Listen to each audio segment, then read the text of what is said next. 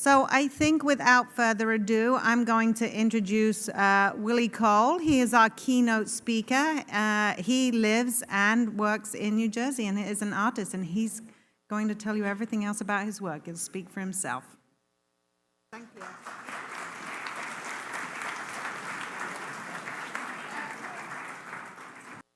Well, that was my fastest introduction ever. Whew.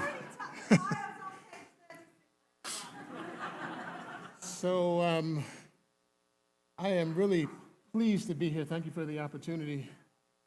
Glad to see so many people. I should be wearing my shades, but I'm not. And I do this all kind of spontaneously. You know, I just throw images together. I never know quite what to show because I got 45 years of art production. But I chose to show what I was doing the week that I was invited. So I'll start with this image here. I'll get some sound. Yes.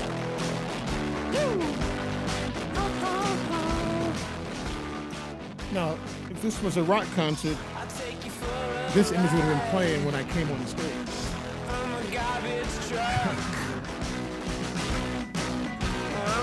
What I'm trying to show you here is that this is the Great Pacific Reef.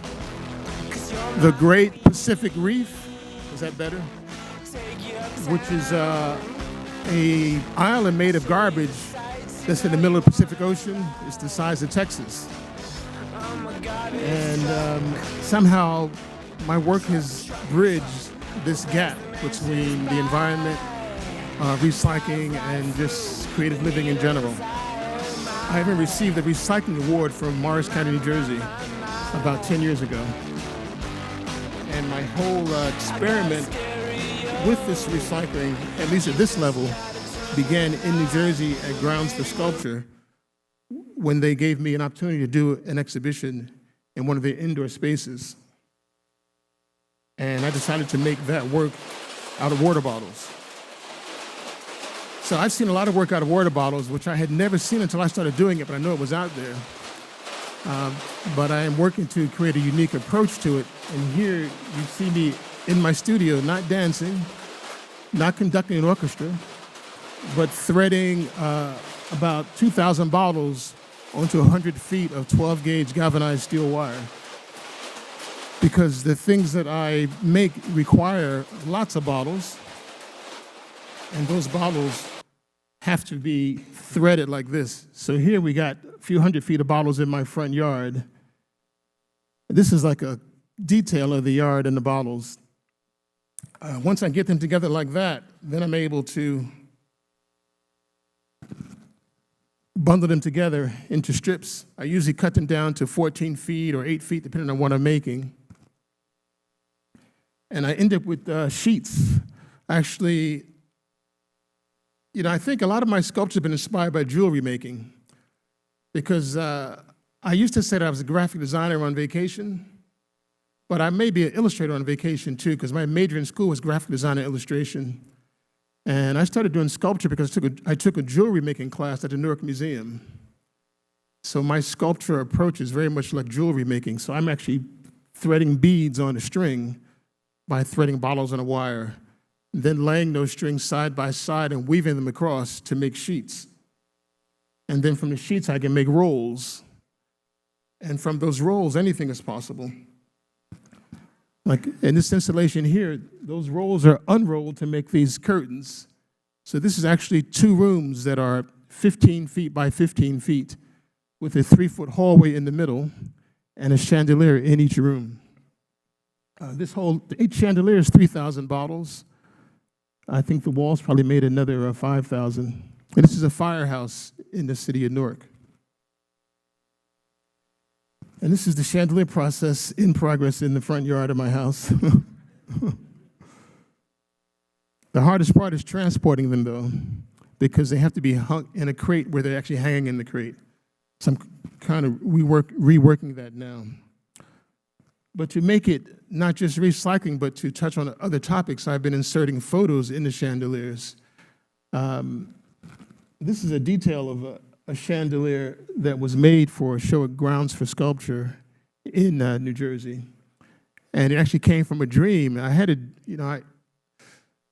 you know, I might be like a punster or a wordsmith. I used to work in theater, and I was part of a children's theater company at the University of Delaware. So I worked 24 hours a day with these clowns and these jugglers. So I have all these super corn habits, you know. So my dream, I kept hearing the phrase, a Buddha in every bottle, like a chicken in every pot.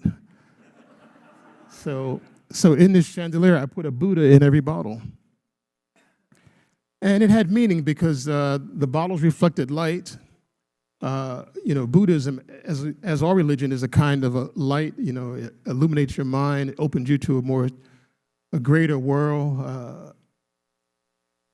And you know, the water bottle itself, to me, is about light. The surface of the bottle. When you have a pile of water bottles in your front yard, and the sun shines on them, it's like jewels from another planet. It is such a beautiful thing to see. So I'm currently addicted to these chandeliers. So the one on the right was a commission from a water company in Cartagena in Colombia, and I'm presenting it like Vanna White over there. The red one was in a gallery in New York City just a couple years ago. I think they're 8 feet diameter at the top and somewhere between 7 and 8 feet long. The one in Colombia has Niños Divinos, the magic, I call it the magic baby, but it actually means the divine child, which is, you know, Jesus Christ. He's in that bottle there. The red one just has like a red cellophane in the bottle to make it look like a big strawberry. So you can see them again here. I leave that loop at the end of each line of bottles so I can customize them. Because my work with the water bottles has become a whole other business in my art production. They're not so much for galleries. Well, I'd love them to be for galleries and museums, but most of them come as commissions now. So if you were to commission me to make a chandelier and you want to personalize it, I would just take another round of bottles and put your image in it and screw it into the lids at the end of each strand, and suddenly it's all about you. You know? So, but for that first show in New Jersey of water bottles, I also made a car because I wanted to make something that people could really relate to. And you know, in the U.S., everybody can relate to cars. I also had this thing for years about things being conceptual as well as contextual. So water bottles are plastic, plastic is oil, oil is cars, cars are pollution, bottles are pollution. So it made sense to make cars. And this is the interior, and it's kind of out of focus. Sorry about that. I also don't preview these presentations. I try to live my life like a jazz solo and just, you know, like I know what key the song is in, I know the chord changes, but I just jump in and do my solo. This is that same car in progress. I do all the water bottle pieces in my front yard. But these pieces were the first round of water bottles, but I came to my awareness that the water bottle pieces are a lot like a soft sculpture. Like those pieces, that car had a metal frame to support it. But the car I made after that was really a soft sculpture. So this is basically 3 pillows that are stuffed with other bottles. They almost become recycling bins. This was modeled on a 59 Cadillac. And from the windshield to the front grille is 1 pillow. Again, those sheets sewn together, made into a square, stuffed with bottles. The middle is the same thing, except for they're not stuffed. And the back is a 3rd pillow stuffed with bottles. So once I realized that, I was able to believe and prove to myself that I can make anything out of water bottles. And there's at least one person here in the audience who knows how far this has come from the very first water bottle projects. But as I said, a lot of them come as commissions today, so this is kind of a this year for Kids excerpt. Day, which is May 25th, 2016, we have an artist that's coming in, and he's going to build a huge sculpture out of recycled bottles. So we kind of put our heads together along with Sandy Huber, who's Executive Director of Clean Communities. How could we get the bottles that are needed for this project? So we figured we needed about 5,000 bottles. So we decided to do a contest with all the schools in Lang City. Yes, we had a nice team, all the ladies behind us. We had a school-wide program. Our principal and vice principal were so supportive also. So it was really great. The whole school was definitely involved. We collected 8,500 and some bottles. It was awesome. There's an old saying that if you know better, you'll do better. So just by the training and allowing people to know that this helps us to keep, the streets and the city streets clean. This helps us to prevent from having our drainage system all clogged up. Sandy found this artist, and his name is Willie Cole, and he does all kinds of projects with recycled materials. He's bottles, and he's even done shoes and different things. So she saw him. She said this would be really great for our kids to be involved in this. And he's going to make a huge bird. So, it's just an example of how this water bottle work is not just changed my aesthetic, but it's changing the world in a lot of ways. I know I can't empty a landfill by recycling water bottles into sculpture. But as the previous panel member mentioned, it's for the future. So now with these projects, young people in cities are engaged in the idea of recycling. Like I said, in this project, they collected like over 10,000 bottles for me to make a piece there. They even got Coca-Cola to sponsor. This is one of the pieces I made for them in the back of my truck. We're on our way to Atlanta City Convention Center. So for them, I made 2 birds. The kids collected, like I said, thousands of bottles. We made 1 bird with their bottles, which were generic bottles, but our sponsor was Pepsi-Cola, so we had to make 1 Pepsi-Cola bird. So this bird is made totally out of Dasani bottles. It's 6 feet tall, I think up to the tail. But the ones they collected for is the larger bird there, which the kids named Pasquale for some reason. Maybe they were trying to make it ethnically harmonious with Dasani, I'm not sure. But, they're both hollow, so they're receptacles. They're soft sculptures, and you can fill it with bottles. So they serve a function. But yeah, the kids collecting them was a big part of it. And I've had these commissions from various cities and various universities since I started doing water bottle stuff 4 years ago. I'm excited about that. It's another bad slide of all the kids crowding around me. These are excerpts from videos that you can find on YouTube about this project. The project with the bird was in Summit, New Jersey. No, excuse me, the project with the bird was in Atlantic City, New Jersey. And it was co-sponsored by Pepsi-Cola and New Jersey Clean Communities Council. The bird has traveled all over the state. It's going to be going to the Smithsonian soon. In the spring, it'll be going to a gallery in Greenwich, Connecticut.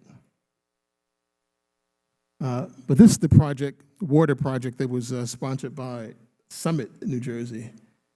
And here the kids collected 10,000 bottles, so we named the piece 10,000 Reasons.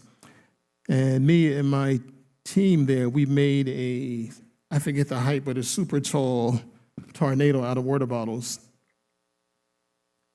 And you can see the wire going through that adds to the motion of it, which is great. Those little dark spots are the caps on the bottles, so that adds a lot of movement to it and kind of reflects on my 1970s painting style with dots and dashes, back when I was an urban impressionist. So here I am being swept away by it all.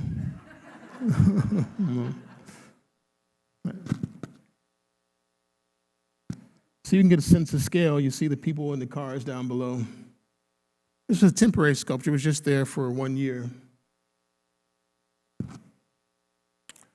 But then it evolved again, and I started to put them together in a different way. Here, they are all just side by side with a ring around them to hold them together tight, and then wire woven between them so that they become disc. And I did that for the purpose of making pieces like this. I call these pieces Just Add Water, but they've been called sunflowers. They spin when the wind blows. I'm thinking if I take the caps off the bottle, they might whistle when the wind blows too. I'm actually interested in finding some more scientific application for all of these pieces, because the pieces that have wire in the bottles, the wire actually gets hot and creates condensation in the bottle, so I know that it's possible to use it in a more agricultural direction. So I'm looking forward to that in the future.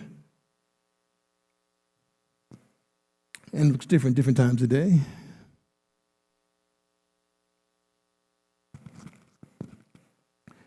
It's in the winter and the fall, the weight of the snow.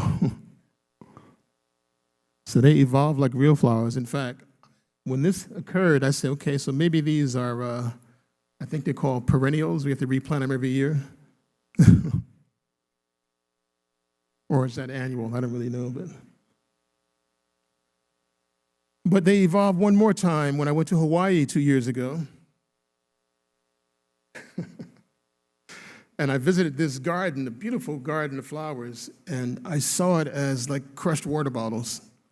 So I was at the University of Hawaii to do a print project, so the first thing I did was I crushed the bottles and laid them on a light table and photographed, them with the light coming through to make the prints. Unfortunately, the prints were eaten by termites 6 months later, so I don't have that edition at all. But when I got back to my studio in New Jersey, I did the same thing, but instead of putting them on a light table, I put them in epoxy resin and put weight on top of that, because the resin gets hot, the bottles get soft, and they compress a little bit, and begin to paint them like this. So this is probably the first one I did, but the newer ones are even more floral-like. I'm excited about those. This is kind of the same approach, it's just freestanding. Thinking about the passageways, I've done a lot of work about passageways because I've done a lot of work around the Yoruba deity Elegba, who is the guardian of the crossroads, who stands at the threshold of your house, whether you see him or not, whose symbol is the cross, just like Jesus Christ, to represent 4 directions. So here is a passageway that you can walk through, imagine anyone walking through into another world. And that's 10 feet tall. This is at the New Jersey Institute of Technology, College of Architecture and Design. The show just opened last week, so it contains this piece. And it contains a couple of umbrellas. I started making umbrellas. I think what happened, because art is creativity, as someone said on a previous panel, art is spontaneous. To me, art combines the physical, spiritual, and mental worlds and bodies all in one. You have to be open to inspiration. All ideas flow into you, not out of you. You're just like the finger of God every time you make something. If you're not the finger of God, then you're forcing it. But I forced it. And I thought about Dale Chihuly makes chandeliers and umbrellas, so I'm going to make some umbrellas. So this is my first umbrella here, which was made for a show last year at the University of Maryland. I think this is the installation process of this show. And in this particular piece, the umbrella mechanism didn't go with their ceiling, so I actually took it off the umbrella and just did it flat. Here I have the students helping me. They're putting photos in the bottle, photos of a man in a don't shoot position, because it's Baltimore.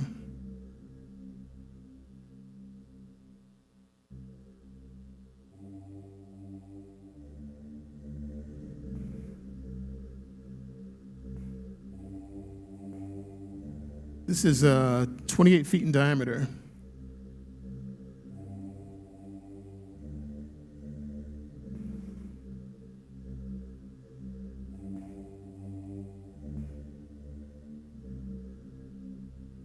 So you can see it better in the stills here.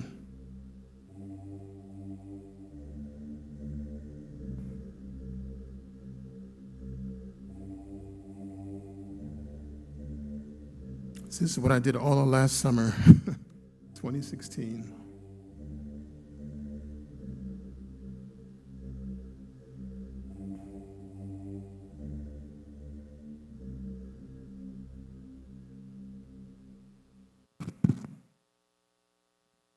You can see it clearer there. And because the umbrella mechanism didn't work like I had planned, I had to redo it and work at it some more. So this is actually this summer. making a similar piece. I made 4 of them in my yard this summer for this show at the New Jersey Institute of Technology. The hardest part is standing it up because the handle is also 7 feet long. The bottle part is 14 feet in diameter, so how do you flip it over? That was the challenge. But I was able to flip it over. The bottom, that's how it started. I made the frame first, and you can see the finished results in the other images there.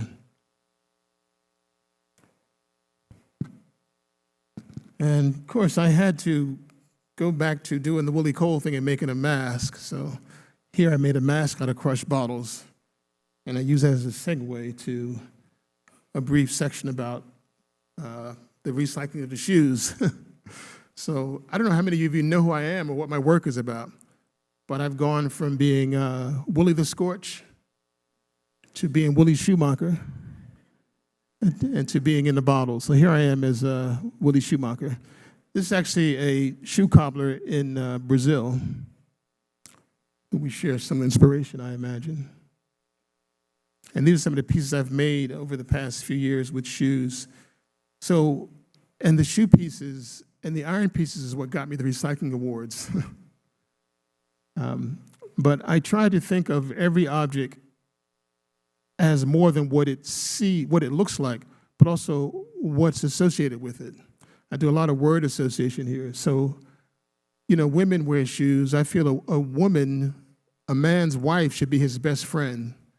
So since it's women's shoes, I named this piece MBF, which stands for a man's best friend.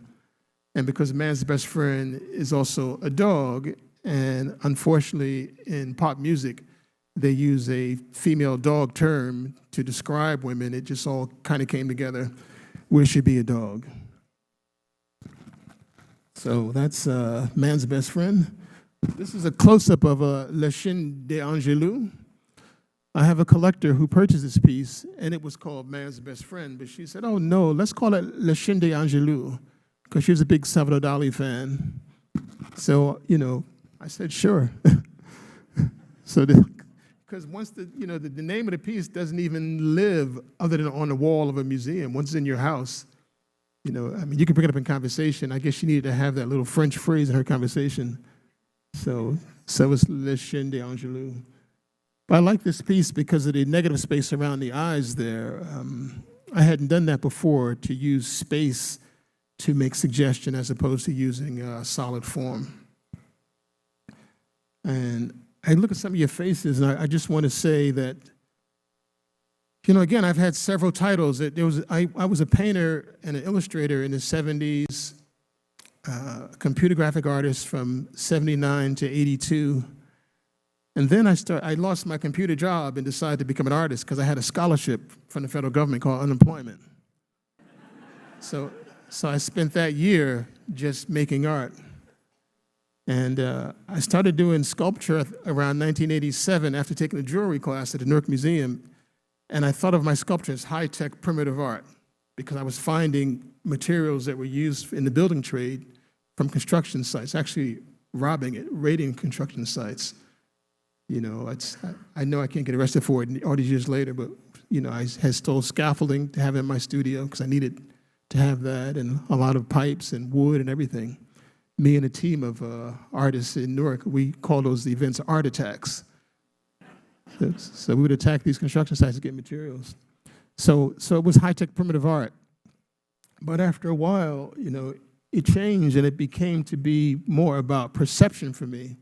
And I started thinking of myself as a perceptual engineer because I read a book by an author named Wilson Keyes, who was in the advertising industry, about subliminal seduction and how advertising creates new ways of seeing. And I thought that's what I was doing, creating new ways of seeing.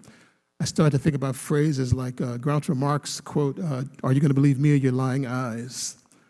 And I tried to evoke that. I tried to think about the Twilight Zone when I was a kid, how in the beginning of Twilight Zone they would say, we are in control of your television, do not touch your dial. So in these pieces, my objective, both conscious and subconscious, is to control your mind, your way of seeing.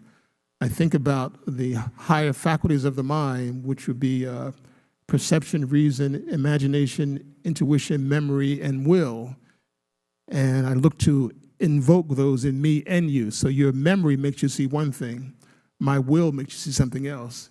My imagination makes me and you see something else. And my memory, both in this world and in previous lives, or just my knowledge of history, makes it look like something from another time. So therefore, I also think that I'm compressing time, the past, the present, and the future, into one moment, which is called now. So now I'm not viewing time this way, I'm viewing it this way.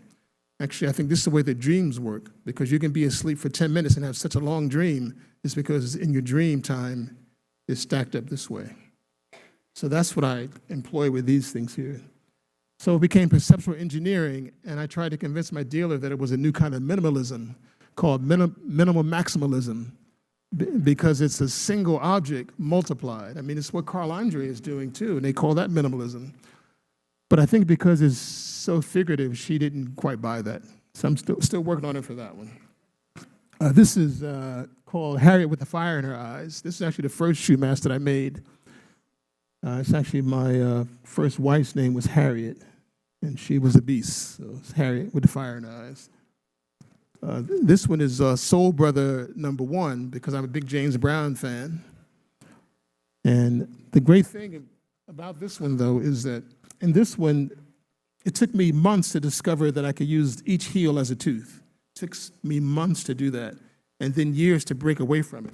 But years later, when I made this one, I was able to use the platform shoe as a grill, a more perfect set of dentures, not just fangs. So I was really pleased with that. In Soul Brother #1, front and back view.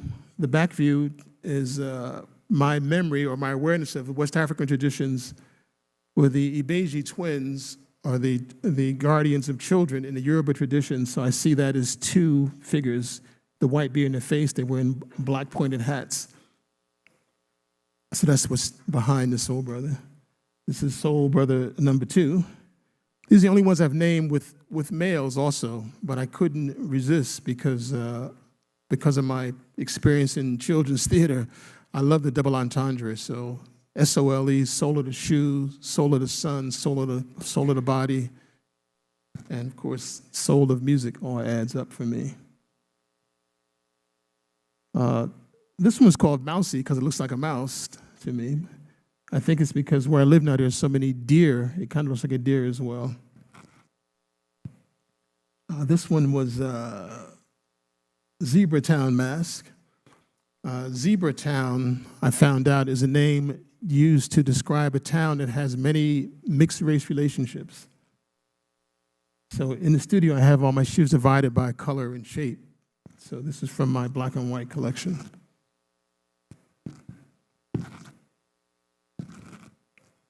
This one's called Shine, again for the double entendre. Shoes shine, derogatory term for black people being shine. My daughter calls this one Sylvester Stallone because of the mouth. But this one is in the collection of the Metropolitan Museum in New York. And I don't cut the shoes. I really challenge myself to not cut anything. Like I don't cut the bottles. I use everything in its whole and its natural state. I'm interested in extracting energy from the shoe just as it is, the memory the shoe has of you, the will and intention of the designer in the choice of colors and shapes. This one is called Eye Candy. I like this one a lot because, that eye is just a perspective point of view. If you were looking at it from the side, it would look like it was really excited because the eyes are jumping out of the head. So that's just a white stiletto with a black tip on the bottom of the heel, which I like a lot. This one somehow has become Transformer. These last three were made for a show I had in Hong Kong last year. And everybody that walked by this one said, Transformer, Transformer, Transformer. But I think I called it Fly Girl before that, but it became Transformer. And this is the most recent one. This is just shipped out last week to a show in Spain. It's called Lizard Mommy, a name I got from my wife, Lizard Mommy. We made a book years ago called The Book of Band Names, and one of the names was Lizard Mommy, a heavy metal band. So this is all from all my lizard skin shoes. So again, you saw the first one with the fangs took months to discover that. Just get 20 shoes and put them on a table and bang them around and see what happens for a month. But now, all these years later, like maybe 15 years later, each one takes only 1 day to make.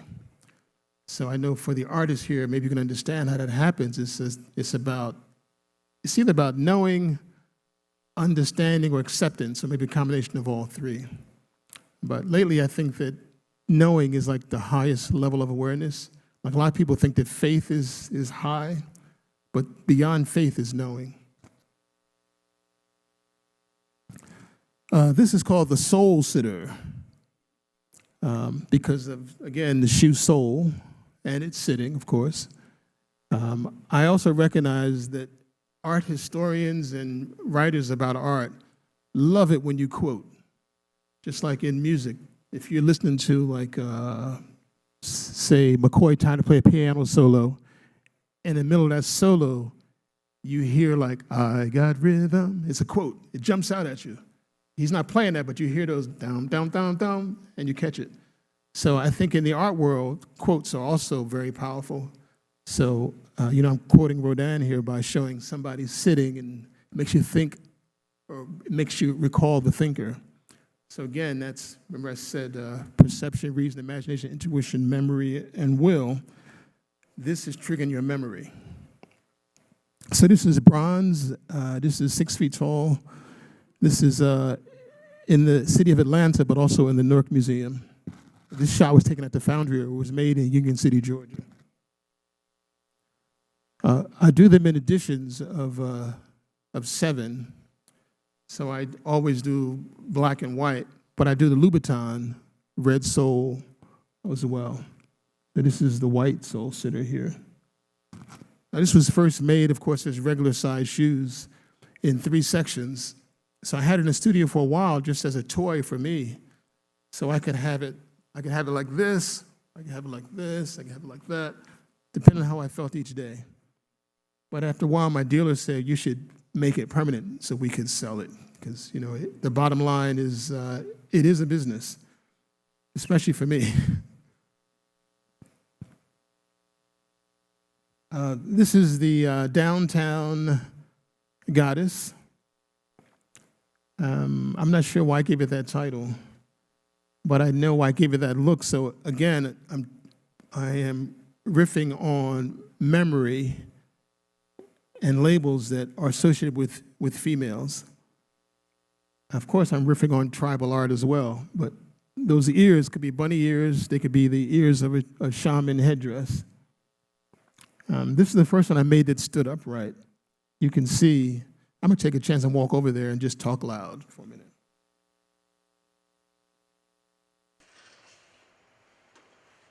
From here to here, just one shoe.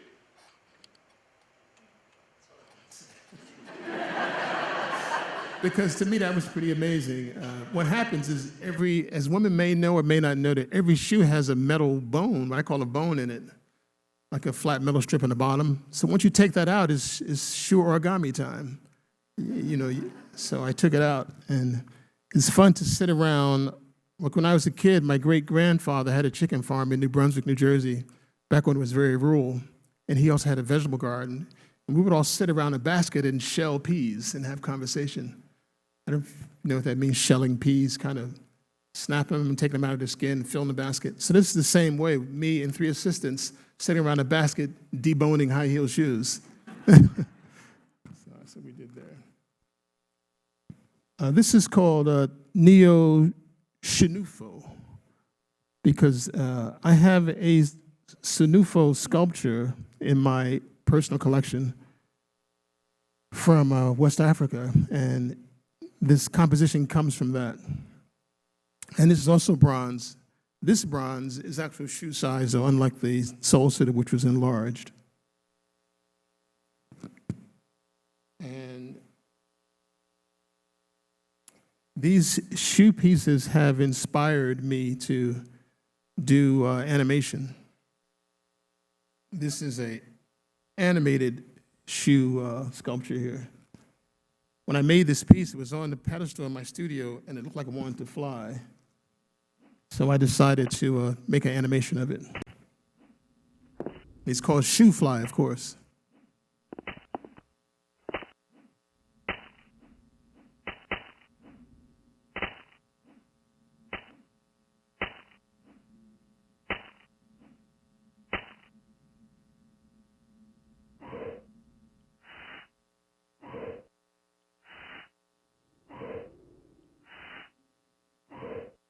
I hope to see it on the big screen in theaters one day.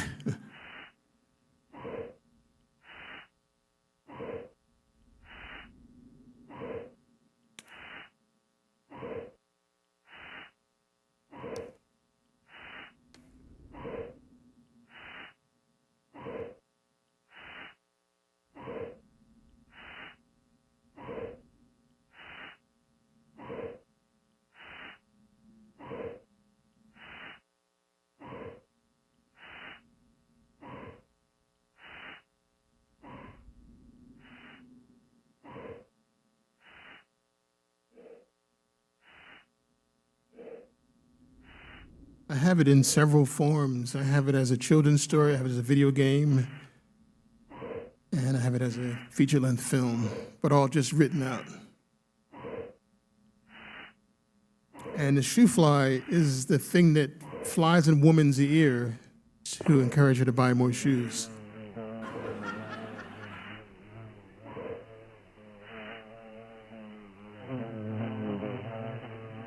So they're out for you now.